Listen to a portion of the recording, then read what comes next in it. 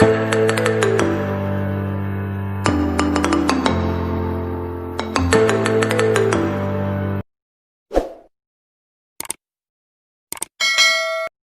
everyone, my topic is all about conic sections.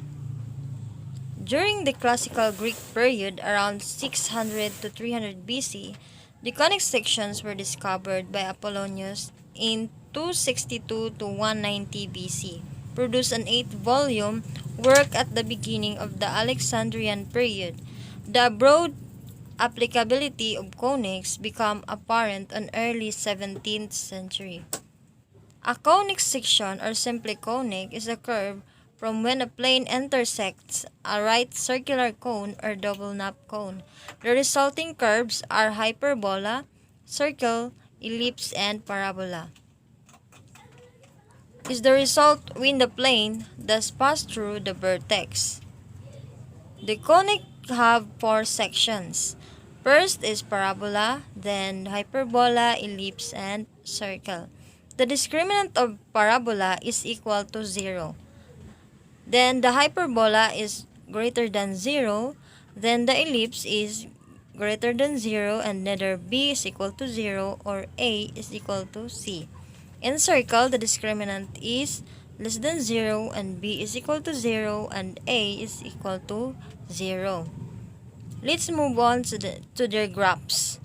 First graph is in the parabola. So the graphs looks like this because the vertex is at the origin, then the focus is 1 and 0. So that is why the graph is open to the right.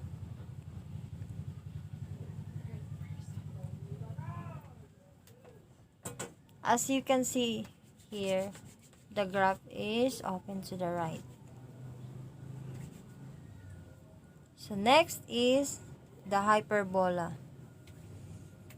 The graph is look like this because the vertices are -6 and 0, then 6 and 0. The foci is equal to negative square root of 56 and 0, then square root of 56 and 0. The conjugate axis is equal to 8. Then the equation of the asymptotes is positive and negative 2/3 x. Here is the negative asymptotes, then here is the positive asymptotes. 2/3 x. Then here is the positive 2/3 x. So next is the ellipse. The graphs of the ellipse look like this because the center is at the origin, then the vertices is 0 and 3, then 0 and -3. Then the foci are 0 and square root of 5, then 0 and negative square root of 5. Then the endpoints here is the endpoints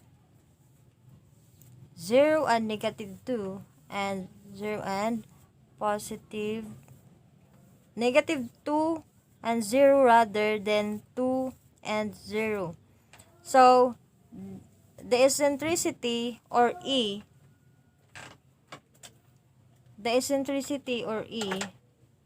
is equal to square root of 5 over 3. So, and it is along the y-axis. Last but not the least is the circle. The circle look like this when the all operation is at the origin. Here, this is our origin. So, then also the equation of this graph is x squared plus y squared is equal to r squared. Or in short, this graph is just the properties of the circle. That's all, and thanks for watching and listening.